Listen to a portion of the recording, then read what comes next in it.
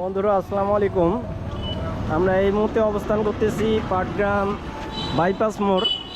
আর এই বাইপাস মোড়ের এই যে রাস্তাটিতে যে আমি হাঁটতেছি, এই দিক দিয়ে আসছে, এই রাস্তাটিতে যে হাঁটতেছি এটাই হচ্ছে সেই 3 বিঘা করিডোর এবং পাটগ্রামের যে দুইটি নামকরা জায়গা আছে সেটি হচ্ছে 3 বিঘা করিডোর এবং বুড়িমারি স্থলবন্দর। এই বুড়িমারি স্থলবন্দর এবং বুড়িমারি স্থলবন্দর এই রোডেই যাওয়া যায়, আবার 3 বিঘার কিন্তু এটাই রোড।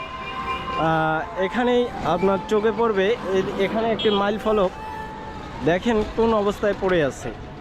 এই যে একটি মাইল ফলক, এই মাইল ফলকটি কিন্তু অদৃশ্য অবস্থায় পড়ে আছে। এখান থেকেই মানুষ এই 3 বিঘা করিডোর আঙ্গরপোতা কিন্তু এখান থেকেই যায়। এদিক দিয়ে যাওয়ার পথেই যখন এটা চোখে পড়বে মানুষের, বিভিন্ন দর্শনার্থী কিন্তু এদিক দিয়ে 3 বিঘা করিডোর বা দহগ্রাম যাওয়ার পথেই কিন্তু এটা পড়ে। যখন এখান থেকে ধারণা পেয়ে যাবে একটি মাইল ফলকের এখান থেকে দহগ্রাম কত কিলোমিটার এবং আঙ্গরপোতা কত কিলোমিটার, সেখান থেকে এই যে দেখেন পাটগ্রাম এখানে কিন্তু 1 কিলোমিটার এবং এখান থেকে দহগ্রাম কত কিলোমিটার সেটা কিন্তু অদৃশ্য অবস্থায় পড়ে আছে। তো এটাই আমরা এখন পরিষ্কার করে দেব।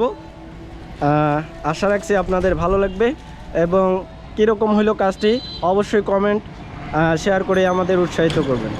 ধন্যবাদ।